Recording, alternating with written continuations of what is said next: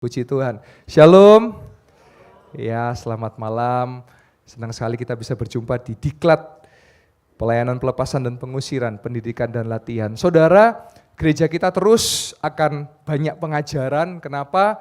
Karena ini sudah akhir dari akhir zaman. Dan saudara, saya berharap kita semua mengalami pengangkatan saudara ya. Jangan sampai saudara tertinggal.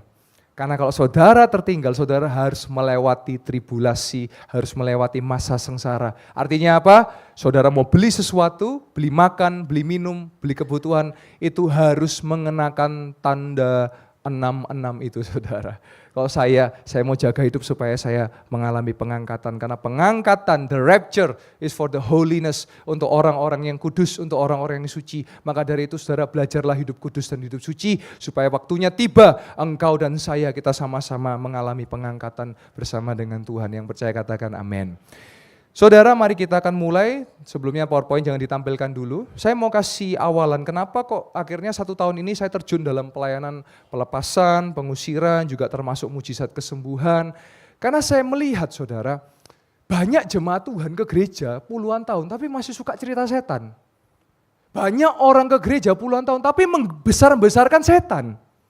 Di situ saya resah saudara. Ya, di FA bahas setan, di tempat cerita-cerita bahas setan. Loh, Alkitab mencatat saudara, kalau roh yang di dalam diri kita lebih besar daripada roh yang ada dalam dunia ini, yang percaya katakan amin. Nah, kenapa kok kita lebih mengagung-agungkan setan dibandingkan firman Tuhan? Nah, dari situ saya melangkah, saya mau Tuhan tunjukkan bahwa nama Yesus itu berkuasa. Dari situ mulai, tahun lalu saya terjun dalam pelayanan ini, ada beberapa saksi, salah satunya Pastor Jusman, Bu Lydia, juga Pak Tri ya, bersama juga dengan hamba-hamba Tuhan, mulai terjun dalam pelayanan pelepasan dan pengusiran dan melihat bagaimana Tuhan bekerja dengan luar biasa. Ya. Dari situ saya melihat ternyata kalau firman Tuhan kita lakukan, maka itu menjadi iya dan amin. Yang percaya katakan amin. Ya, kita boleh kasih tepuk tangan buat kemuliaan nama Tuhan. Jadi kendalanya saya lihat di dalam kehidupan berjemaat, banyak yang gak mau melakukan firman, cuman omon-omon aja, cuman dengarkan aja. Saudara kalau lakukan firman, saya percaya saudara doa buat orang sakit bisa sembuh, yang percaya katakan amin. Loh iya, saudara yakini itu, karena itu firman Tuhan. Iya, saya ngobrol dengan beberapa orang, berkata loh Pastor Yoel itu berarti karunia. Saya bilang iya, salah satunya itu karunia, betul. Yang kedua, saya lakukan firman karena itu dicatat di Alkitab. Nah, saya masih percaya bahwa firman Tuhan pun katakan, mintalah, ketuklah, carilah, maka engkau akan mendapatkan, Bapak Ibu Saudara. Dan firman Tuhan katakan kalau engkau minta Roh Kudus, Bapak akan memberikan Roh Kudus. Jadi sekarang saudara mesti minta. Dan ini doa saya buat pelayan dan jemaat Tuhan, saudara sendiri bisa ngusir setan.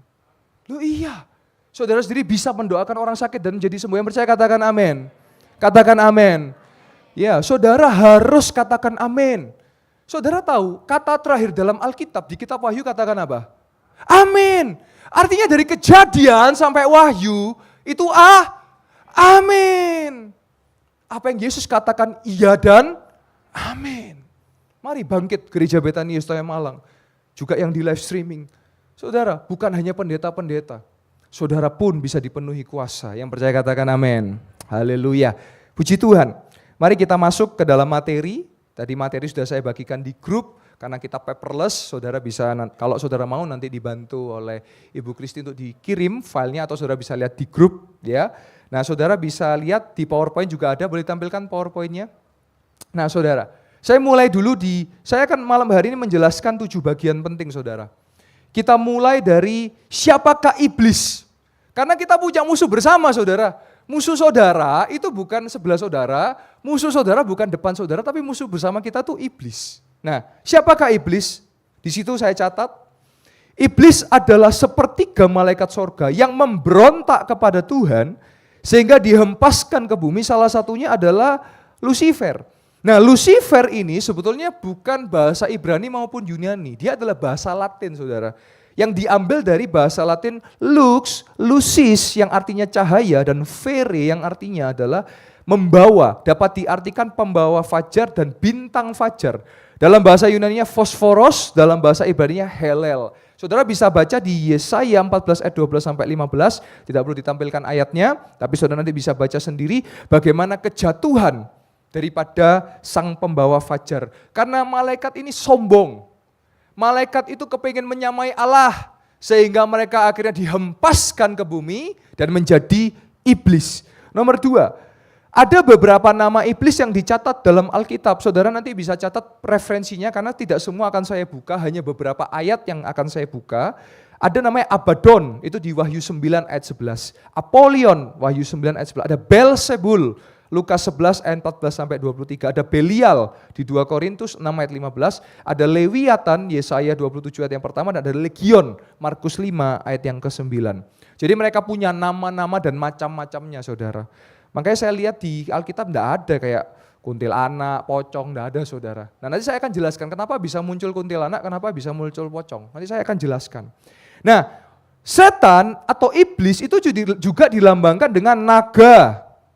Ular tua. Nah, makanya jemaat Tuhan jangan lagi pakai baju logo ular, saudara. Saya masih lihat terkadang jemaat datang pakai logo ular. Loh, ular itu kan yang membuat kita jatuh dalam dosa. Lah kenapa kita pakai baju ular? Loh iya toh. Kan Alkitab mencatat dalam Kejadian 3, ular menghasut Hawa dan Adam, akhirnya jatuh dalam dosa. Lalu tengkorak bicara kematian. Lalu kegelapan, kepala kambing, Baphomet. 666 antikristus, yang dimana antikristus akan berasal dari dasar orang percaya yang menjadi tidak percaya, yang menjadi antikristus. Tadi saya sudah katakan di awal, kita menganut pre-tribulasi yang dimana pada masanya ada pengangkatan, dan saya berharap kita semua tidak ketinggalan dalam pengangkatan. Karena kalau saudara ketinggalan dalam pengangkatan, bersiaplah masa sengsara, bersiaplah tribulation, di mana di situ ekonomi akan dipegang oleh antikristus. Dan kalau saudara melihat di kitab Wahyu, kalau saudara mau belanja harus menggunakan satu tanda itu, yaitu tanda the beast, the mark of the beast, 666. Waktunya sudah tidak lama lagi, saudara. Maka dari itu harus serius, harus sungguh-sungguh. Kalau dengar firman jangan tidur, kalau dengar firman jangan main HP, kalau dengar firman harus setia mendengarkan. Karena waktunya sudah tidak lama lagi. Saya sebagai hamba Tuhan mengingatkan kenapa hari ini banyak pengajaran-pengajaran penting di tempat ini, supaya saudara terus kuat di dalam Tuhan. Lalu apalagi salib terbalik. Ya, saudara, ada salib terbalik yang dimana memang ada cerita waktu itu Petrus disalib. Dan Petrus tidak mau disalib sama seperti Yesus karena dia pernah menyangkal Yesus sehingga dia minta disalib terbalik. Nah, perubahannya dari salib terbalik itu dipatahkan, kalau saudara tahu ada logo bundar terus tulisannya peace. Nah, itu salah satu tanda antikris, saudara, atau tanda salib terbalik. Lalu apalagi? Wanita telanjang. Ini bicara tentang nafsu seksual, saudara. Ya, beberapa kali saya melihat ada yang masih pakai baju perempuan begitu, wah kok kurang pas ya, saudara ya. Menurut saya apa yang kita pakai pun juga harus jadi berkat. Ya, lanjut. Siapakah iblis? Kita melihat di selanjutnya, nomor 5. Bapa pendusta, penipu, dan apa? Pelin-pelan. Mari kita lihat, ini buka ayatnya di Yohanes 8 ayat 44. Yohanes 8 ayat yang ke-44. Kita boleh lihat sama-sama di Yohanes 8 ayat 44. Supaya saudara tahu, nah ini kita lihat ya.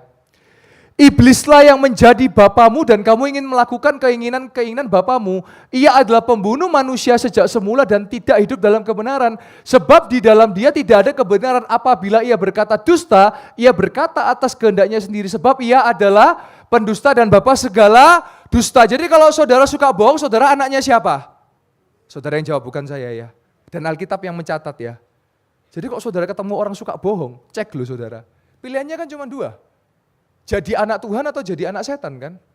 Kalau anak Tuhan itu jujur, kalau anak setan suka bohong. Oh, malam hari saya akan sampaikan dengan keras, saudara. Kalau saudara masih suka bohong, saudara bisa dipakai setan loh, saudara.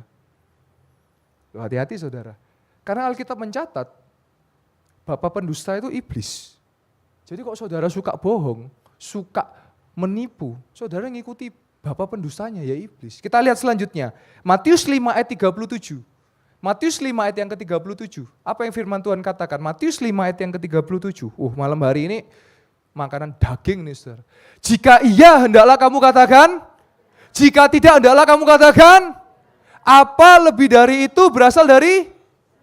Jelas, hancurkan sifat suka bohong. Kalau saudara masih suka bohong, saudara akan dipakai setan. Saya ngomong gak main-main, saudara. Saya melihat banyak orang yang suka bohong, sukar dipakai Tuhan. Karena pasti dipakai setan. Pilihannya cuma dua, engkau mau dipakai Tuhan atau mau dipakai setan. Lanjut lagi ke PowerPoint. Siapakah iblis? Saya catat ada 14 macam tentang iblis. Siapakah dia? Supaya saudara tahu. Kita lihat selanjutnya. Pencuri dan pembinasa. Terus apa lagi? Pesugihan, saudara. Loh, kenapa saya katakan pesugihan? Karena iblis bisa kasih kekayaan. Mari kita lihat sama-sama di Matius 4 ayat yang ke-8 sampai 9. Matius 4 ayat yang ke-8 sampai ke-9. Mari kita sama-sama melihat. Jadi saudara jangan heran kenapa orang bisa kepesugihan dan kaya. Karena memang iblis kaya, saudara. Kita lihat Matius 4 ayat yang ke-8. Kita lihat.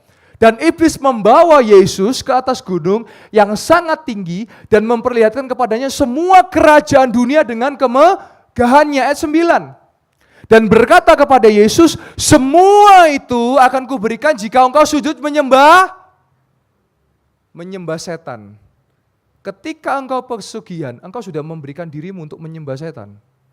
Setan bisa kasih kekayaan, tapi tidak gratis, selalu ada tumbal. Jadi kalau saudara mikir jadi orang Kristen cuma untuk kaya, salah saudara. Setan bisa kasih kaya kok. Setan bisa kasih uang.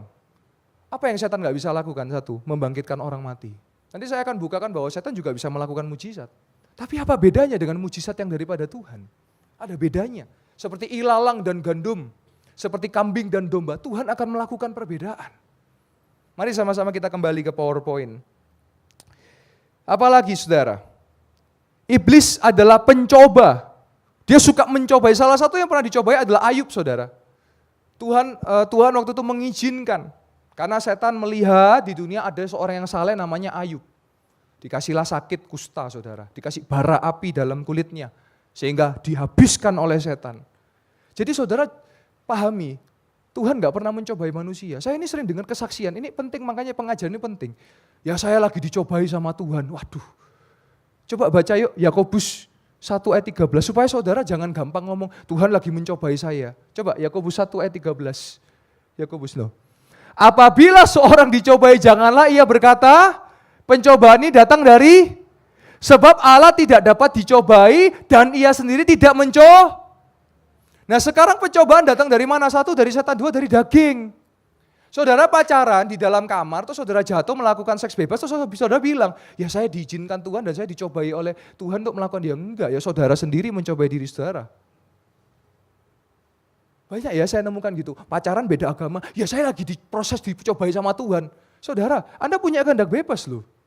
Untuk saudara mau hidup di dalam Tuhan atau saudara mau hidup di luar Tuhan. Kalau saudara hidup di dalam Tuhan, kemuliaan yang akan saudara dapatkan. Tapi kalau saudara di luar Tuhan, kesialan, kegagalan yang akan saudara dapatkan. Jadi sekarang mengerucut hanya dua pilihan, hidup dalam Tuhan atau hidup dalam setan. Lanjut, kita lihat PowerPoint lagi. Siapakah iblis? Pemangsa. Firman Tuhan katakan dia mengintip di balik pintu dan siap untuk mengaum seperti singa yang mengaum-ngaum. Saudara, harus jaga terus, apalagi yang pacaran. Gampang Pak, saya di kamar kuat, coba aja yuk. Silakan coba, buktikan. Apa enggak balik-balik, Pastor Yoel ini gimana ya Pastor Yoel ya, saya hilaf ini Pastor. Enggak bisa saudara, setan itu mengintip di balik pintu, dia lebih pintar dari saudara dan saya. Dia lebih ngerti firman daripada saudara dan saya. Tapi bedanya satu, dia enggak mau percaya Yesus. Dia menghujat Yesus, dia melawan Yesus, itu bedanya. Nah sekarang kenapa manusia diselamatkan, kenapa malaikat tidak? Jawabannya adalah karena malaikat punya hasrat keinginannya untuk jahat. Tapi manusia itu korban kejahatan karena dihasut. Hawa tertipu, Adam manut bojoe. Lah ini saudara. Akhirnya apa? Jatuh semua dalam dosa. Nah siapa lagi iblis? Pembuat mujizat palsu. Dikatakan dalam Matius 7 ayat 21 sampai 23 bahwa nanti ada yang melakukan mujizat demi nama Yesus, tapi ternyata aku tidak mengenal engkau karena dia menggunakan kekuatan-kekuatan yang bukan daripada Tuhan. Perbedaannya apa Pak kalau itu dari Tuhan sama bukan? Saya jelaskan. Kalau dari Yesus, mujizat yang terjadi akan memuliakan nama Tuhan. Dan akan terjadi kebebasan, akan terjadi damai sejahtera. Tapi kalau dari setan ada ikatan, ada tumbal, dan ada cengkraman. Itu bedanya saudara. Itu bisa kita rasa. Sekali lagi saya jelaskan, iblis bisa melakukan mujizat, tapi satu yang dia tidak bisa lakukan, membangkitkan orang mati dan hanya Yesus yang bisa melakukan itu saudara. Siapa lagi? Pendakwah. Saudara jangan punya sifat pendakwa ya. Kalau saudara pendakwa berarti saudara yang jawab ya. Pendakwa itu begini loh. Kamu kok pelayanan, dulu kan kamu hidupnya kan begini. Kamu kok ke gereja, kamu kan dulu hidupnya begini. Itu kerjanya iblis, kenapa kok manusia ngambil itu ya? Saudara paham maksud saya? Itu pendakwa. Tugasnya itu untuk mendakwa. Sedangkan di dalam Yesus, yang percaya Yesus semua adalah ciptaan baru. Nggak usah ngungkit masa lalu, setiap orang punya masa lalu yang nggak baik kan. Tapi yang terpenting masa mendatang, masa depan kita mau jadi lebih baik, amin. Ya, lanjut. Dia adalah penghulu dan penguasa udara. Jadi memang dia ada di udara, tapi nggak sereceh seperti pocong, kuntilanak, sundel bolong. Itu yang receh saudara. Yang tingkat tinggi itu loh, yang merasuk pikiran sampai saudara bisa bunuh orang, sampai saudara bisa memfitnah orang, sampai saudara bisa buat jahat, itu yang lebih jahat saudara. Saya sampai detik ini walaupun pelayanan pelepasan pengusiran enggak pernah lihat setan saudara. Karena saya punya keyakinan, saya datang setan yang lari, bukan saya yang lari saudara. Loh karena kita punya Yesus, yang percaya katakan amin. Ada yang masih takut setan? Hari ini malam ini jangan takut setan ya. Loh saya ceritakan 2 cerita. Waktu dulu ada Yustoya TV, saya di kantor atas, itu datang sesuka saya, bisa malam, bisa pagi. Jadi saya datang pernah jam 3 pagi saudara. Orang bilang kalau jam 3 pagi kan setan berkeliaran ya. Katanya, nggak percaya sih. Saya datang jam 3 pagi, terus jam 7 saya cerita ini ke Pastor Afat. Ada tukang air datang. Loh Pak sendirian aja di kantor ini. Loh iya kenapa? Loh gak takut Pak. Loh ngapain takut? Loh di MCP ini Pak, semua itu satpam tahu lantai 4, terutama gedung ini Pak. Itu ada cewek jalan kalau malam sendiri bisa jalan seliwer-seliwer Pak. Saudara gitu kan. Saya bilang, saya gak ketemu tuh. Pak saya kasih tahu ya, saya punya Tuhan, punya Gusti namanya Gusti Yesus. Sing menang ambek setan iso ngusir setan. Bukankah di situ kita menginjil kepada orang sehingga mereka tahu ada Yesus. Saya renovasi rumah.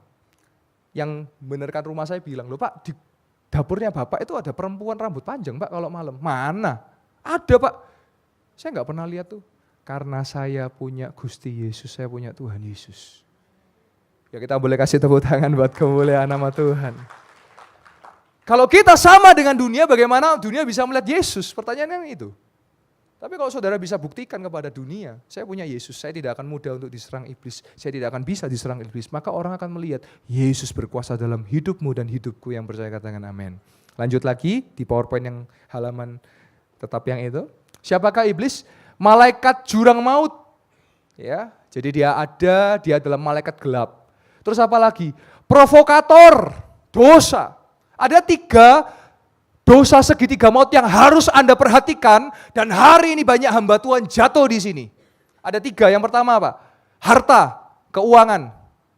Puji Tuhan di tempat ini semua keuangan transparan, jujur, bersih saudara. Ada independen juga, ada BPK, ada tim keuangan. Jadi keuangan. Kedua, tahta, kekuasaan, jabatan. 3, cinta, jadi harta, tata, cinta. Cinta bicara seksual. Mari kita sama-sama bedah ya.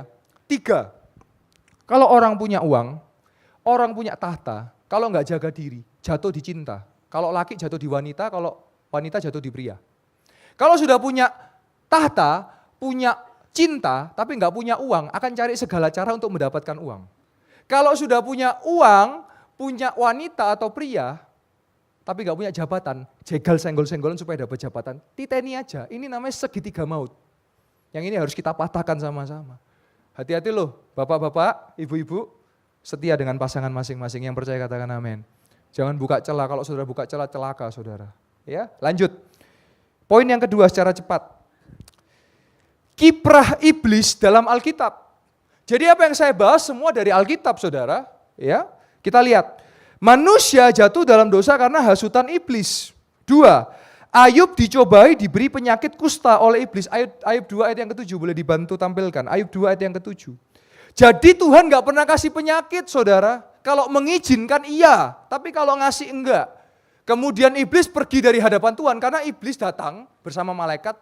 Boleh, ya kalau kayak saya bahasa sehari-hari. Boleh enggak Ayub saya cobai gitu kira-kira ya. Oh coba aja, ini kan umatku yang saleh ini ya. Manusia tersaleh di muka bumi. Terus lihat, lalu iblis menimpa Ayub dengan bara yang busuk. Ini kusta ya, dari telapak kakinya sampai ke batu kepalanya. Ngeri sekali saudara. Zaman itu lepra, kusta itu penyakit kutukan. Tapi Yesus patahkan itu semua. Yesus sembuhkan, bahkan dia bertemu dengan orang kusta. Padahal orang kusta itu terkutuk saudara. Tapi lihat saudara, ini kiprah iblis ini, jahat iblis ini, makanya kita harus lawan. Jangan tambah bersekutu. Lanjut ke PowerPoint lagi. Ada satu kejadian menarik, Saul, raja pertama bangsa Israel, kerasukan oleh roh jahat. Dicatat dalam 1 Samuel 18 ayat yang 10. Dan tidak cukup hal itu terjadi, Saul mempraktekkan nekromansi. Apa itu nekromansi? Pemanggilan arwah Nabi Samuel yang adalah penyamaran roh jahat. Jadi roh jahat itu bisa nyamar. Suatu kali Saul, karena Nabi Samuel mati kan minta suara Tuhan. Suruh bangkitkan arwah Samuel, Nabi Samuel. Muncul, bisa ngomong, palsu itu. Suatu kali ada satu pengalaman, ama saya jadi mak saya, itu dari ibu gembala meninggal. Nah waktu meninggal ibu gembala cerita kepada bapak gembala, "Pak, mama muncul di mimpi, Pak." Langsung Pak Samuel bilang, "Itu sudah bukan mama, tengking dalam nama Yesus. Dan sampai hari ini sudah tidak pernah datang lagi." Karena kalau orang mati udah putus hubungan sama dunia saudara, nggak gentayangan. Nanti saya akan jelaskan juga soal arwah gentayangan. Supaya saudara paham, supaya nggak dipelokoto sama setan gitu loh saudara. Ya, lanjut lagi kita lihat. Jadi Saul ini kerasukan saudara. Karena orang, makanya ya saudara, kalau saudara pernah main dengan kosa gelap, jangan main deh. Bisa kerasukan saudara itu kayak buka celah. Saul buka celah. Dan saudara tahu kenapa hal ini bisa terjadi? Karena Saul tidak taat perhatikan pelayan Tuhan. Kalau engkau tidak taat, itu celah yang membuat ya roh Allah bisa pasif dalam hidup saudara. Dan Saul tidak taat. Roh Allah undur diri dari dia. Nah pertanyaan, kalau sekarang orang perjanjian baru gimana Pak? Roh Allah kalau saudara tidak taat, dia pasif. Saudara diamkan dia. Padahal Allah Roh Kudus itu pribadi yang harus kita itu selalu berkoneksi. Berimpresi, ada satu kaitan hubungan, gak bisa. Seperti suami dengan istri, masa diem-dieman gak bisa. Saudara bisa punya istri atau bisa punya suami, tapi saudara diamkan di rumah. Seperti patung bisa ya? Jadi gak ada komunikasi sama. Tapi ketika masa perjanjian lama, roh Allah itu undur daripada Saul saudara. Mengerikan sekali sehingga dia menjadi raja yang sudah tidak ada kedaulatan Allah dalam hidupnya. Tetapi saudara perhatikan, sekalipun roh Allah itu undur, tapi Daud ketika ada kesempatan untuk bunuh Saul, dia tidak lakukan itu. Karena apa? Dia tahu ini orang pilihan Tuhan, sekalipun roh itu sudah cabut. Tapi kan beda dengan hari ini. Hamba Tuhan bisa dibentak-bentak, hamba Tuhan bisa dipisu-pisui seenaknya. Ya puji Tuhan, karena ini masa kasih karunia Allah. Saudara mau sama hamba Tuhan sesukanya, tapi saya percaya Tuhan tidak pernah tidur saudara. Apa yang dilakukan, apa yang ditabur pasti akan dituainya. Ya, saudara bisa fitnah-fitnah sesuka hamba Tuhan, saudara bisa hina-hina hamba Tuhan sesuka. Tapi saya percaya di Betania Setia Malang tidak ada yang seperti itu, amin. Haleluya. Daud punya kesempatan untuk menusuk Saul, tapi dia tidak lakukan itu. Karena dia tahu, sekalipun Saul sudah tidak ada roh Allah, tetapi dia tahu ini orang yang diurapi, orang yang Tuhan sudah pakai dia menjadi raja pertama di Israel. Perhatikan sama-sama, cara kerja setan ini licik saudara. Lihai saudara. Lanjut. Apalagi, iblis mencoba Yesus pasca puasa 40 hari 40 malam di padang gurun. Apalagi, Petrus dihardik Yesus karena pikirannya dirasuk oleh setan. Mari kita buka sama-sama, ini menarik kisah ini, Markus 8 ayat 31 sampai 33. Karena kalau saudara nggak jaga pikiran saudara, setan itu bisa memainkan pikiran saudara. Dan waktu itu Yesus dialog dengan Petrus, kita lihat.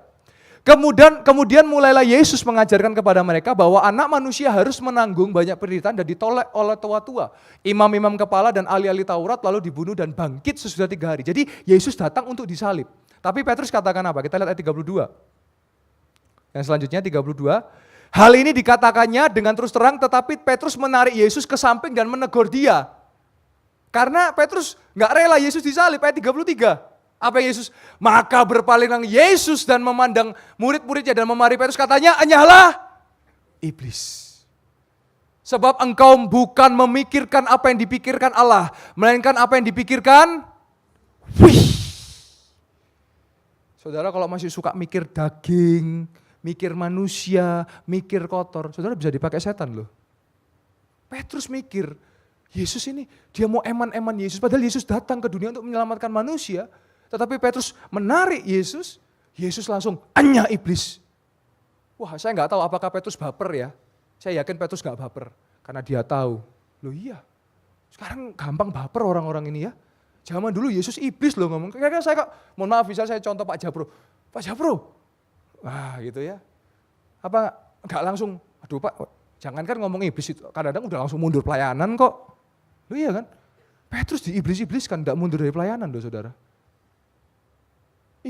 Dia tahu, Petrus tahu bahwa dia sedang dihardik dan ditengking oleh Yesus. Langsung oleh Yesus. Dan dia sadar, langsung sadar, oh iya ya, itu pikiran manusia. Lanjut lagi kita lihat di PowerPoint saudara. Yesus menyembuhkan orang-orang sakit yang kerasukan setan. Ini bertepatan dengan mertua Petrus yang disembuhkan, dan dibawalah orang-orang yang kerasukan dan disembuhkan. Lalu Yesus melepaskan 2 orang di Gedara dan Gerasa. Yang selanjutnya Yesus menyembuhkan seorang yang sakit ayan atau epilepsi, saudara. Jadi tidak selalu karena kuasa gelap, tapi bisa jadi orang epilepsi itu karena kuasa gelap. Karena di Alkitab dicatat, saudara. Jadi dicatat, bisa jadi. Karena saya punya teman yang kena epilepsi, saya tanya rekam jejaknya, ternyata waktu kecil itu pernah didoakan ke dewa-dewa, saudara. Jadi, wah, ya saya pikir apakah ada kaitannya, tapi Alkitab mencatat bahwa Yesus pernah mendoakan yang sakit ayan karena kuasa gelap. Ini Alkitab mencatat. Nanti saudara bisa baca sendiri karena keterbatasan waktu, jadi saya agak lebih cepat.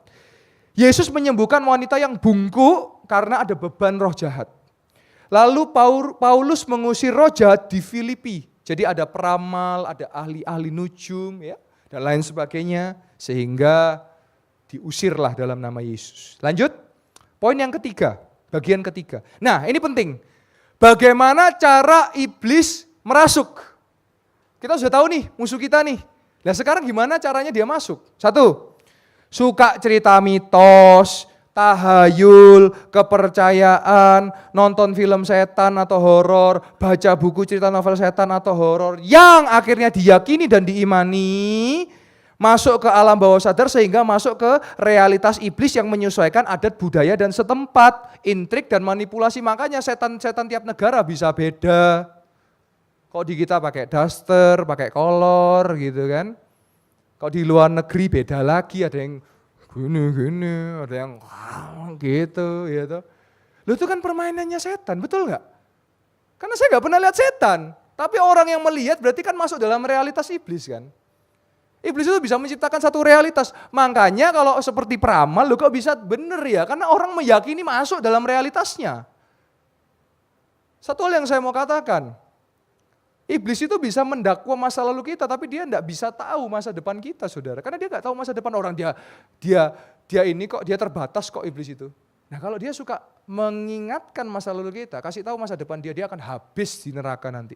Jadi saudara, iblis itu bukan akan membakar orang di neraka. Dia dibakar di neraka bersama orang-orang yang tidak mau ikut Yesus. Nanti kita lihat ayatnya ada, saudara. Nah, jadi setan itu suka intrik dan manipulasi, saudara.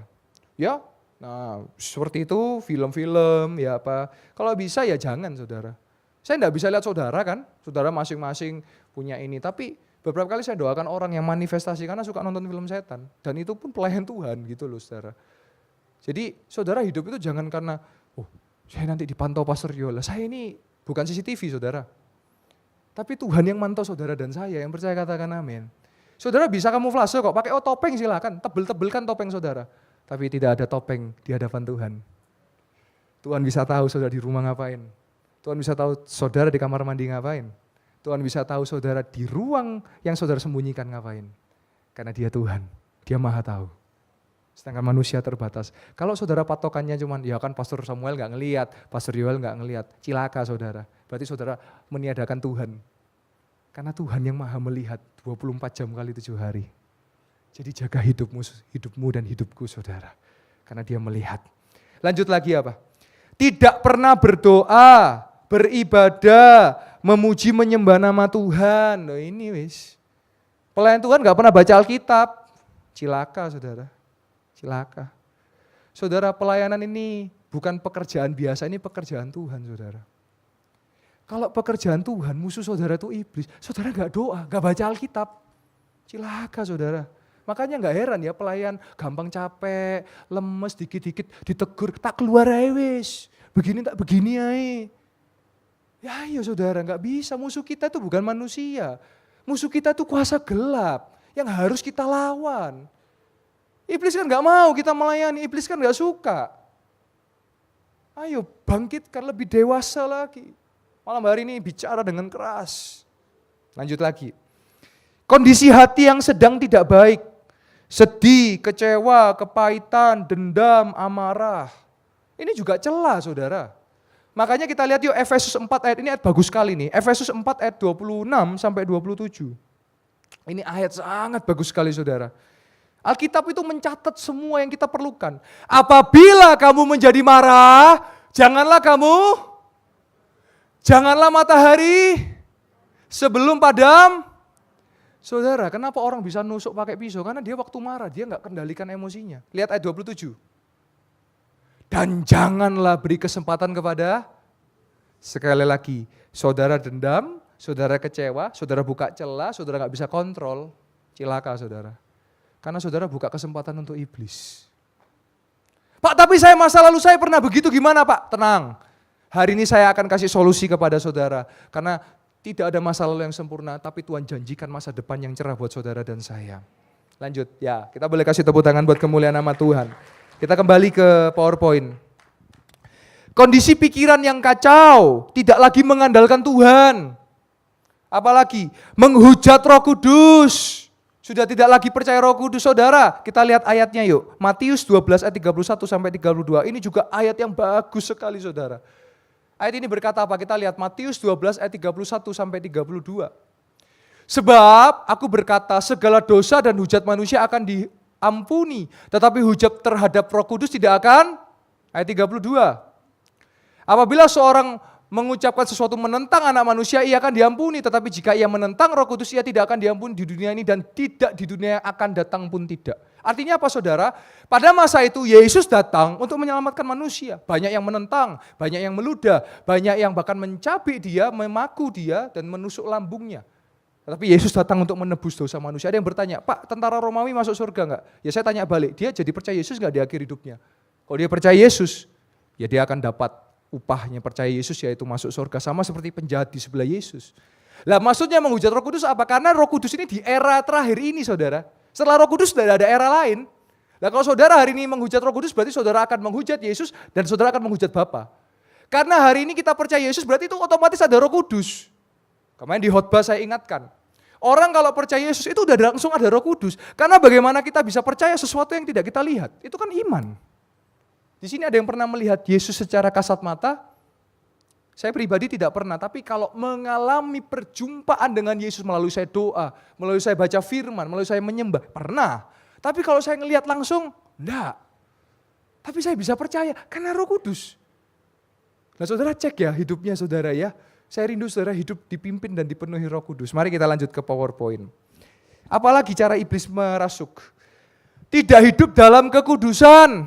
Ayo pelayan-pelayan yang masih suka film porno, yang masih merokok, ya, yang masih alkoholan candu-candu, yang masih meso-meso, yang masih pikiran kotor, yang masih judi.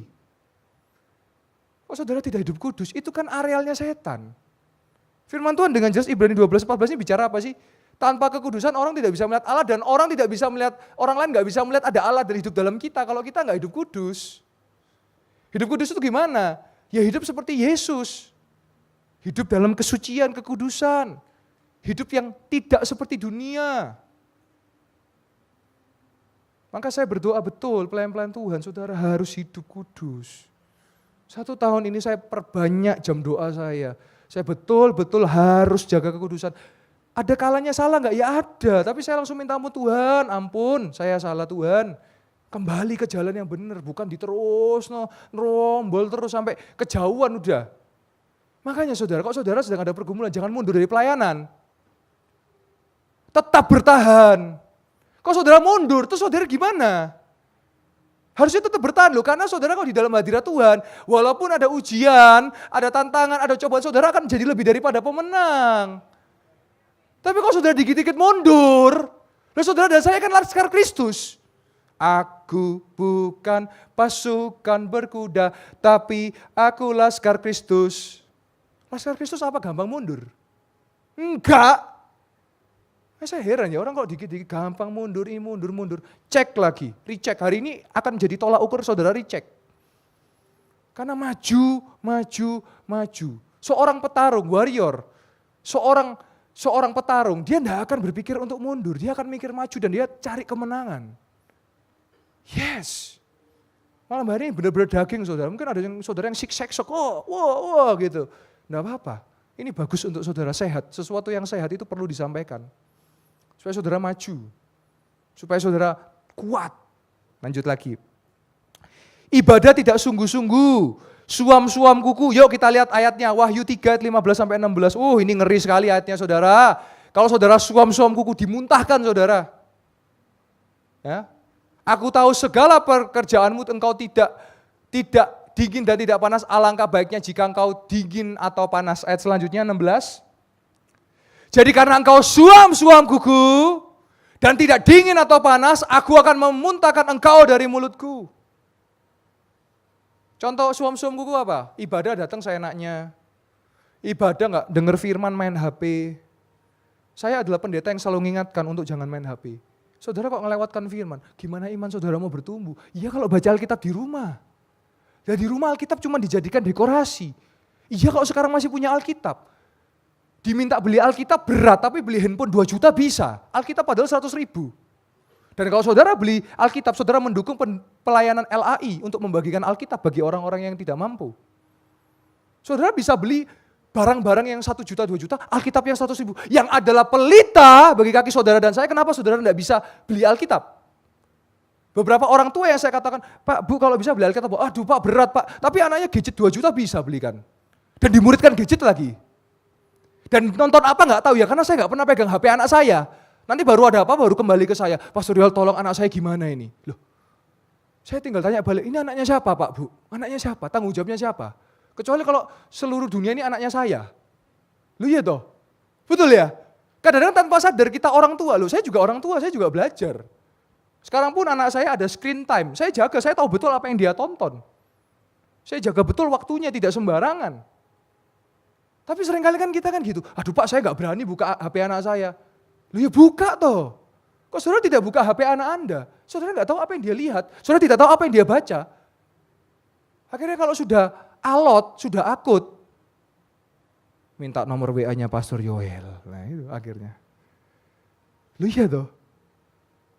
Oh saya akan balikkan, ini anaknya siapa? Loh iya kan? Betul Bapak Ibu? Saya juga sebagai orang tua, saya juga sebagai anak, saya dididik keras, saya dididik dengan tegas oleh ayah saya, dengan ibu saya, dalam kebenaran. Satu warisan yang luar biasa diturunkan oleh orang tua saya, iman di dalam Yesus. Saya ke gereja gak perlu disuruh Bapak Ibu Saudara, saya datang. Sudah banyak anak-anak yang harus disuruh kalau ke gereja. Loh ke gereja kok disuruh? Ke gereja itu kebutuhan. Saudara makan harus disuruh? Enggak, saudara makan lapar makan, betul ya?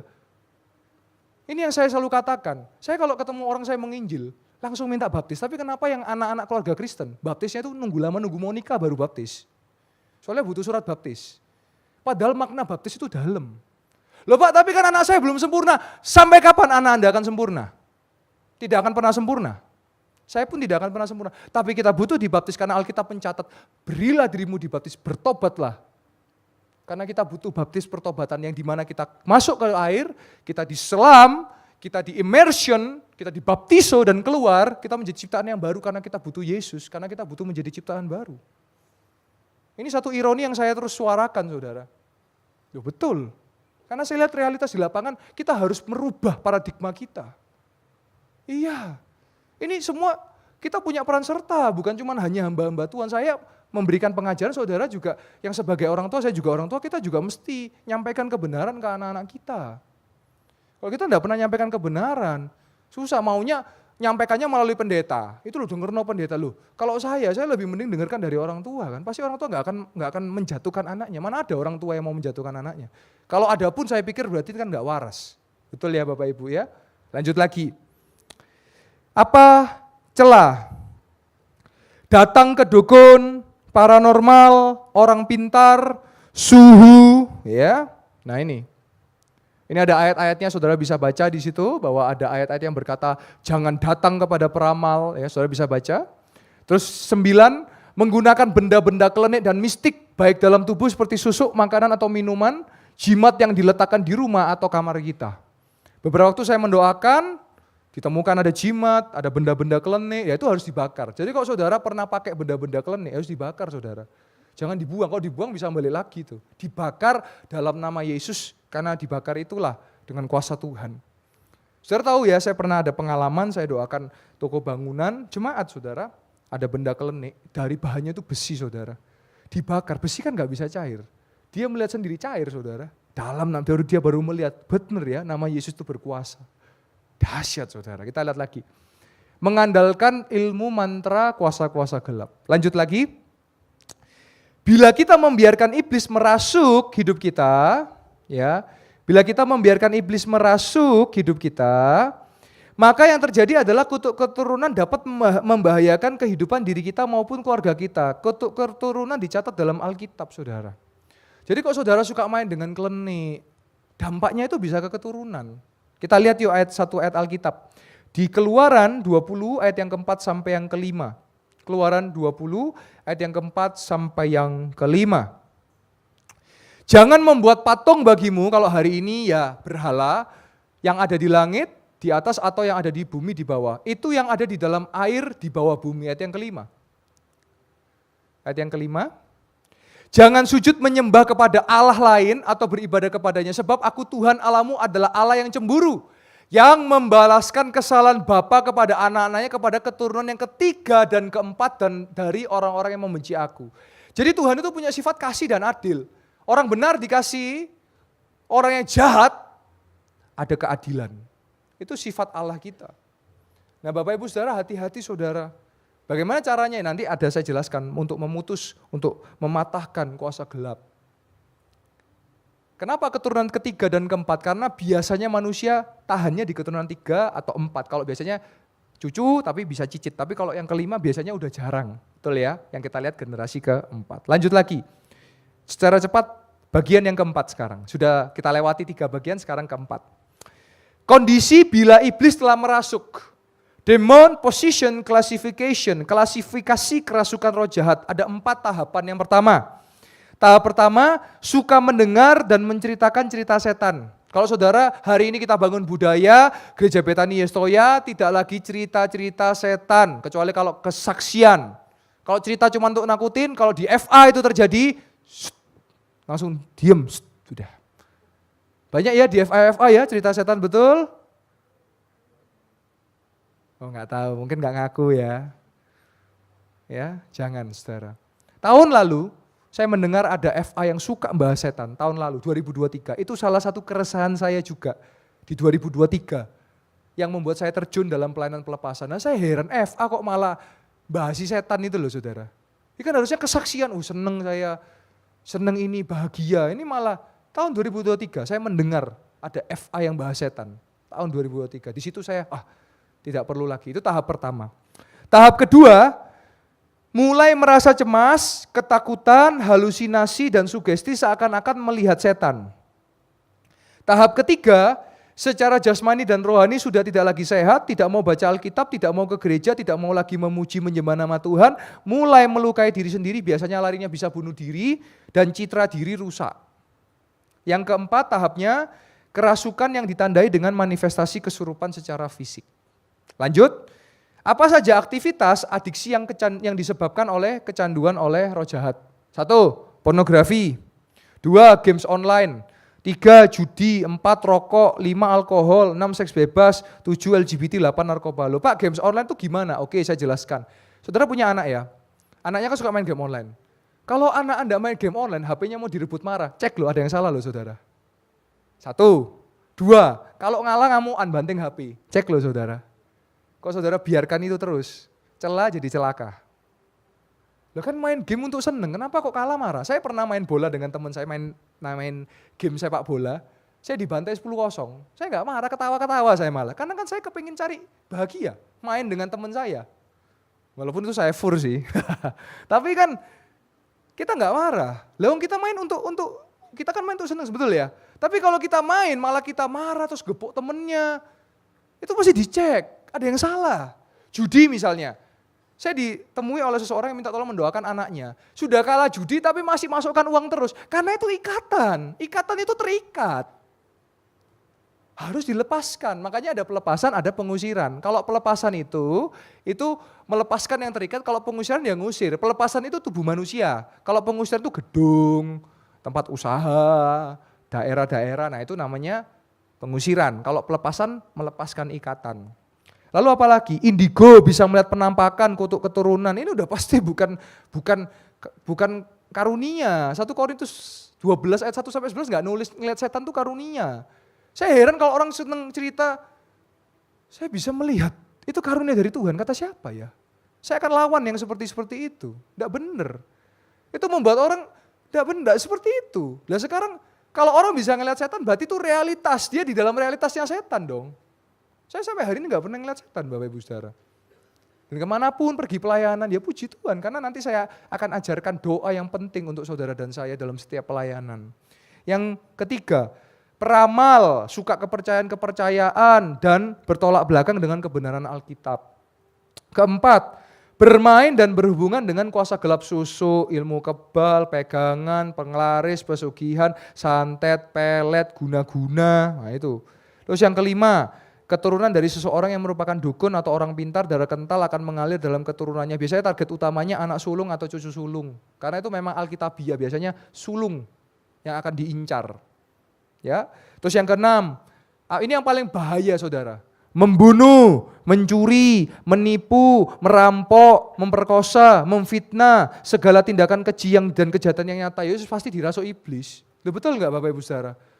Loh iya toh, itu tindakan nyata, makanya saya bilang, daripada yang penampakan yang lebih bahaya itu ini loh saudara. Ngamuk datang-datang bawa parang, jebret-jebret, itu tindakan setan saudara. Kalau saudara lihat di berita selalu bagaimana? Kenapa kamu bunuh orang itu? Saya dendam Pak, kepahitan Pak loh. Jangan main-main dengan dendam dan kepahitan saudara. Maka dari kemarin minggu saya bahas tentang pengampunan. Saudara ada dendam, saudara emosi. Dendam itu numpuk, ada satu titik meledak. Sudah, setelah akhirnya meledak apa? Kan ledakan ya, nyesel akhirnya. Cuma bisa nyesel, nangis, nyesel. Kita jangan hidup dalam penyesalan ya. Saya punya satu prinsip hidup, saya nanti kalau sebelum mati saya nggak mau menyesal hidup. Saya mau menikmati hidup bersama dengan Tuhan, bersama dengan keluarga saya, bersama dengan jemaat Tuhan. Loh iya toh. Wong hidup itu loh kita nikmati bersama Tuhan. Loh.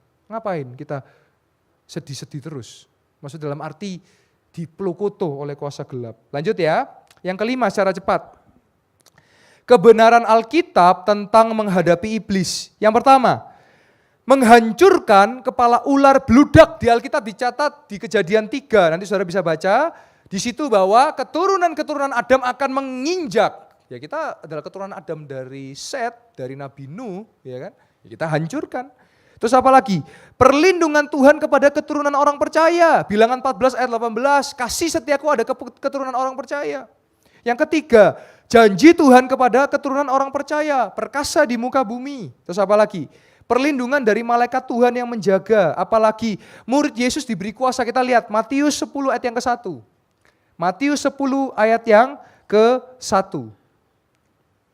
Nah ini, Yesus memanggil ke-12 muridnya dan memberikan kuasa kepada mereka untuk mengusir roh-roh jahat dan untuk melenyapkan segala. Di sini semuanya murid Yesus. Yang murid Yesus boleh lambaikan tangan. Berarti saudara bisa ngusir setan dan mendoakan sakit bisa sembuh. Yang percaya katakan amin. Kasih tepuk tangan buat kemuliaan nama Tuhan. Alkitab yang mencatat. Jemaat, murid, rasul. Members to disciple become apostle. Ini yang saya pegang saudara. Ini yang saya yakini, Alkitab mencatat kok. Tapi kan permasalahannya, saya akan bongkar aja rahasia, tetapi apakah saudara bisa komitmen bangun jam 3, bangun jam 2 untuk doa? Setelah itu saya lanjutkan lari pagi dan olahraga karena saya mau sehat jasmani rohani. Gak semua orang bisa komitmen. Gak semua orang bisa komitmen. Untuk saudara mengejar sesuatu, saudara harus berkorban. Dan itu yang Yesus lakukan, dia berkorban di atas kayu salib, dia Tuhan yang merendahkan dirinya. Tidak semua orang mau berkomitmen dan berkorban, tetapi kalau saudara mau berkomitmen dan berkorban, saya akan melihat di tempat ini, Bukan hanya saya, Pak Japro berdoa buat orang sakit di gym misalnya ya Pak ya. Aduh Pak keselio kecetit Pak. Tenang. Dalam nama Yesus. Pak kok balik Pak? Bisa. Iya. Karena saya berharap gereja ini Tuhan pakai. Jemaat pun doakan orang sakit sembuh. Bukan cuma pendeta, itu doa saya buat gereja ini. Kita tidak mau gereja ini menjadi gereja yang mengkultuskan. Kalau nggak didoakan Pastor Yoel, nggak didoakan Pastor Samuel, loh didoakan Ibu Febri bisa. Didoakan Pak Riki juga bisa, didoakan Bu Jum bisa, didoakan Pak Alfred bisa, yang percaya katakan amin. Loh iya, karena Alkitab mencatat loh. Yang saya lakukan itu Alkitab mencatat kan. Bahwa murid-murid Yesus diberi kuasa. Lanjut lagi. Apa kebenaran Alkitab tentang iblis? Kita lihat. Iblis akan dihancurkan dengan panas api neraka. Jadi kalau saudara lihat video nanti iblis akan nusuk orang-orang. Terus jangan terlalu banyak halu Bapak Ibu Saudara. Itu tidak Alkitabiah. Kita lihat Matius 25 ayat 41. Matius 25 ayat yang ke-41. Dan dia berkata kepada mereka yang di sebelah kirinya, yaitu Yesus berkata, "Enyala dari hadapanku, hai kamu orang-orang terkutuk, enyala ke dalam api kekal yang telah sedia untuk iblis dan malaikatnya." Jadi nanti di neraka itu bukan iblis nyiksain, enggak, dia yang disiksa bersama orang-orang yang terkutuk. Wahyu 20 ayat yang ke-10. Wahyu 20 ayat yang ke-10. Dan iblis yang menyesatkan mereka dilemparkan ke dalam lautan api dan belerang, yaitu tempat binatang, nabi palsu, mereka disiksa siang malam sampai selama-lamanya. Wow, dahsyat saudara, kita ini beda. Jangan mau dipulkutu sama setan, karena setan akan merasakan, ya ini dicatat dalam Alkitab. Lanjut lagi di PowerPoint secara cepat. Penyertaan Tuhan sampai kepada akhir zaman. Orang percaya diberi penolong yaitu Roh Kudus. Orang-orang percaya diberi tanda-tanda ajaib. Orang percaya diberi kuasa oleh Roh Kudus. Senjata perlengkapan Allah. Efesus 6 ayat 10-20. Nanti saudara harus baca ini. Karena dari atas sampai kaki kita ini disediakan senjata perlengkapan Allah. Ada yang pernah baca ayat ini Alkitab Efesus 6 ayat 10-20? Belum Pak, pulang baca. Dari kepala, dari tangan, bahkan ada pedang iman, ada kasut-kasut, juga ada sepatu, ada celana. Nanti saudara baca, senjata perlengkapan Allah. Kitanya aja nggak pernah sadar dibaca Alkitab. Maunya khotbah yang enak-enak aja, yang menyenangkan telinga aja. Kalau khotbah yang keras, saya harus mulai kasih pengajaran-pengajaran supaya saudara bertumbuh. Supaya saudara maju dalam hidup kekristenan, enggak begitu-begitu aja. Loh saya ini berekspektasi saudara ya, setiap saudara datang pelayanan pun, saudara itu ngalami mujizat. Kemarin saya ngalami mujizat, saya saksikan dengan full timer, betul? Iya, kemarin. Saya mendapat berkat daripada Tuhan. Saya makan, ulang tahun anak saya, ada mertua hadir, saya makan, lah kok ada yang berkati saudara. Itu kan berkat anak saya. Saya bagikan kepada full time, kalau sungguh-sungguh maka Tuhan akan memberkati kita. Loh iya toh, saya berdoa betul pelan-pelan, mesti cek ya hidup kita ya. Kalau kita nggak ngalami pertolongan Tuhan itu pertanyaan. Karena bagi saya setiap hari saya ngalami pertolongan Tuhan loh saudara. Loh iya. Saya kasih tahu, kalau saudara nggak ngalami pertolongan Tuhan, berarti saudara hidup di luar Tuhan. Karena kalau orang di dalam Tuhan akan mengalami pertolongan Tuhan. Yang percaya katakan amin. Lanjut lagi.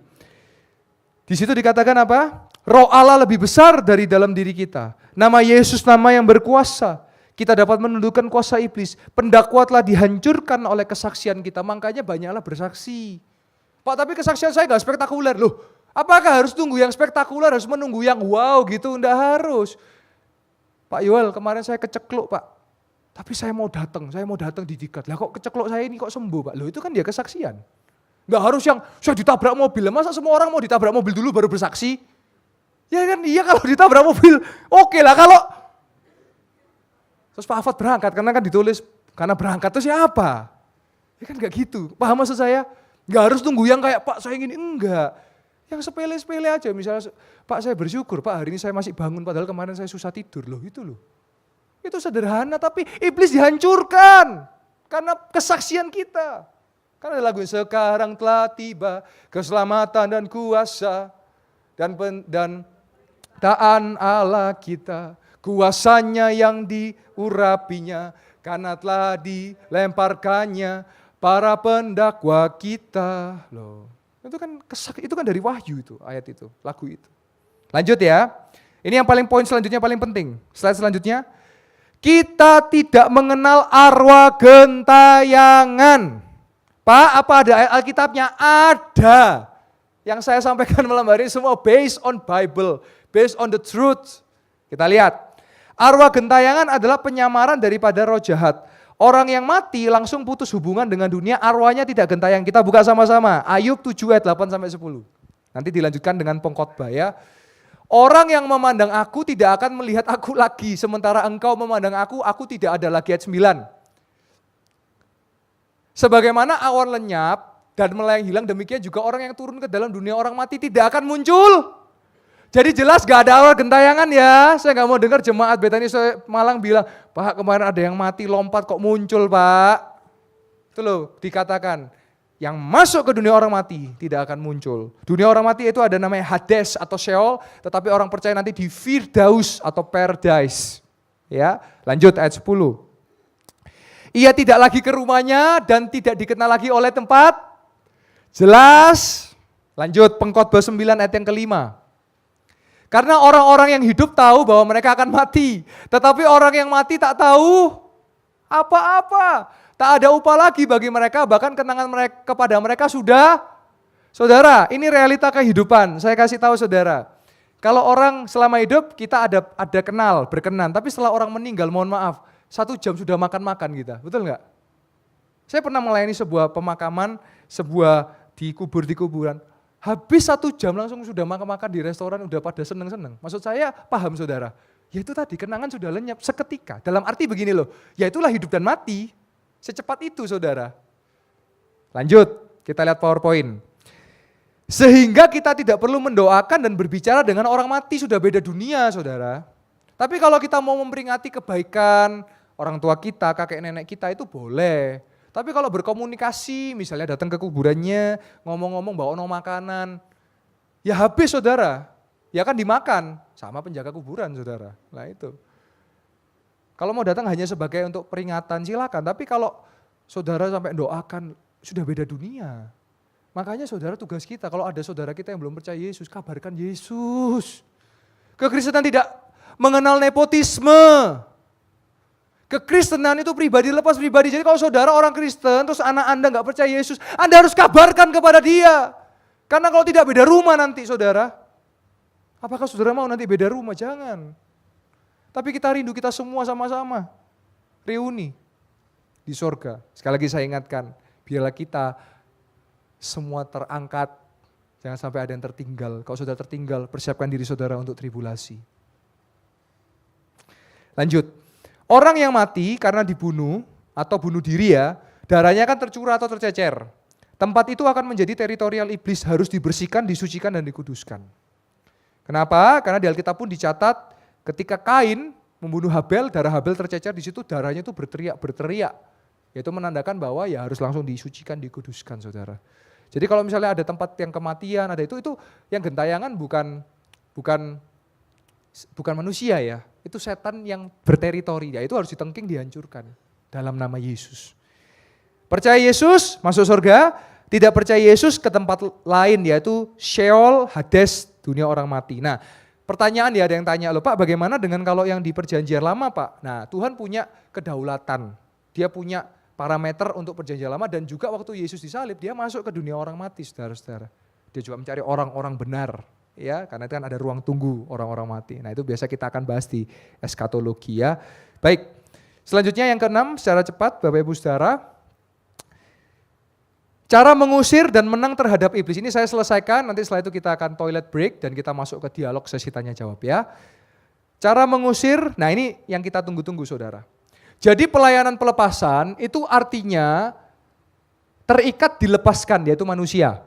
Kalau pengusiran itu mengusir kuasa gelap dalam suatu tempat atau bangunan, gedung. Makanya kenapa kalau saudara punya usaha, punya rumah baru itu harus diberkati, harus didoakan. Karena kan saudara tidak pernah tahu di rumah itu sebelumnya atau berapa ratus tahun lalu kan ada apa di situ, saudara kan nggak tahu.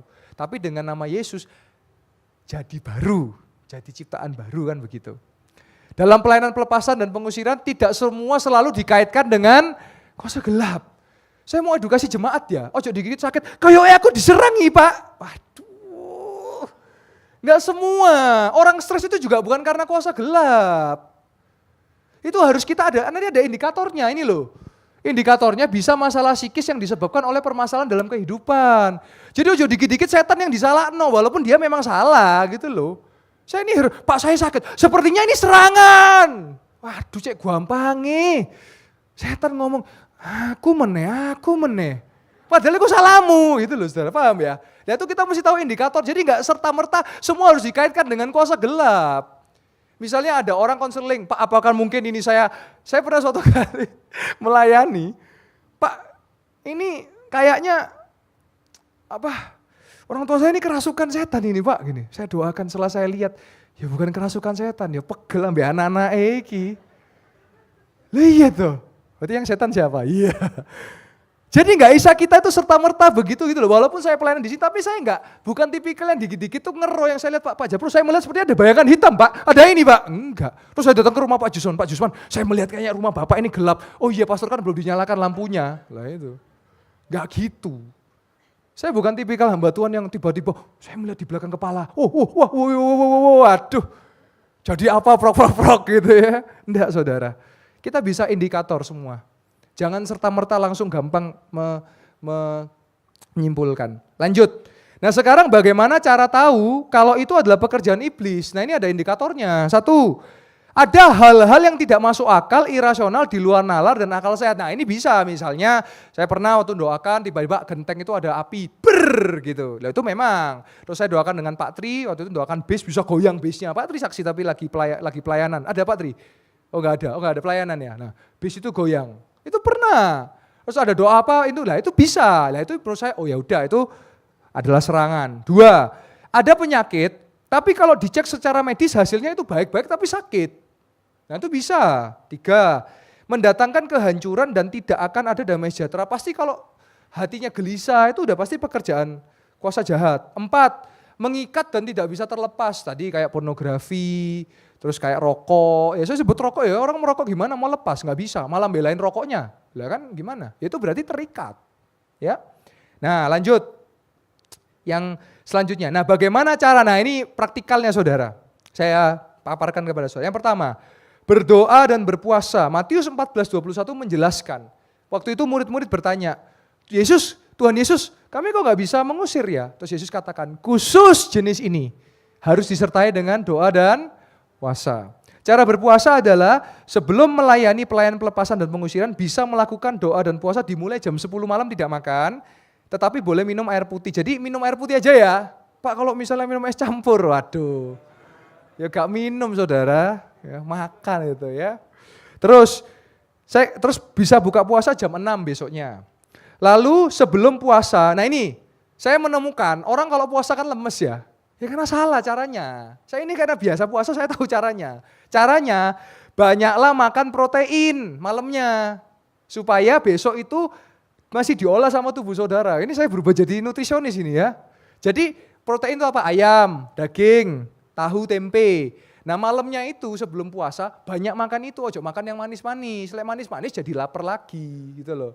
Nah jadi supaya besoknya waktu buka nggak pelampiasan. Lanjut. Tengking dan usir di dalam nama Yesus dan utamakan pujian yang penyembahan ada nama Tuhan Yesus Kristus. Dalam nama Yesus, dalam nama Yesus. Nah itu. Sebelum dan setelah melayani bisa berdoa untuk diri kita disucikan dan dikuduskan.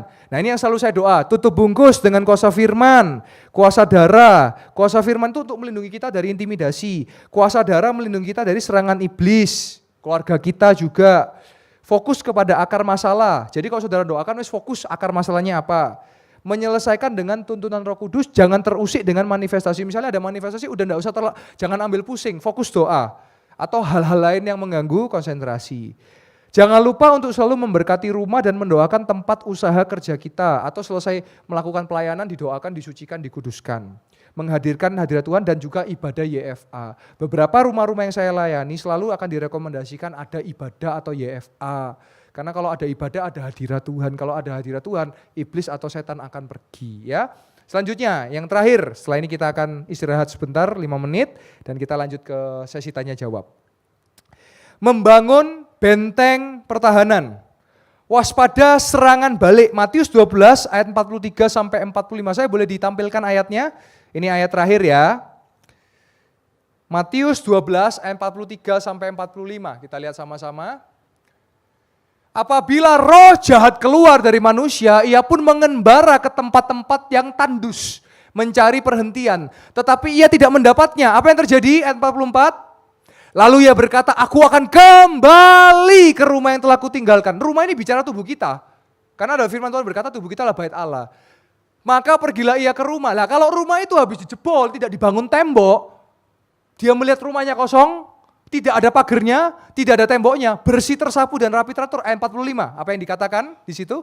Lalu ia keluar dan mengajak 7 roh artinya sempurna, artinya bicara lebih kuat, lain yang lebih jahat daripadanya dan mereka masuk dan berdiam di situ. Maka akhirnya keadaan orang itu lebih buruk daripada keadaan semula, demikian juga akan berlaku atas angkatan yang jahat ini. Jadi saudara, kita perlu bangun. Nah, cara bangunnya gimana? Kita kembali ke PowerPoint. Bagaimana cara? Poin terakhir sebagai penutup. 1, berdoa dan berpuasa. Caranya sama seperti sebelumnya. Selalu berdoa dalam nama Yesus. Selalu memuji menyembah nama Yesus. Terus doa suci kuduskan tutup bungkus dengan kuasa firman, kuasa darah Kristus. Lalu rajin berdoa, rajin baca Alkitab, rajin memuji menyembah nama Yesus, nama Tuhan, rajin beribadah, rajin ber-YFA. Wis itu saudara cara bangun benteng. Jadi malam ini saudara materi saya paparkan, saya berharap, saya berdoa, saya percaya pasti saudara semua diberi kuasa daripada Tuhan. Yang percaya katakan amin. Kita boleh kasih tepuk tangan buat kemuliaan nama Tuhan.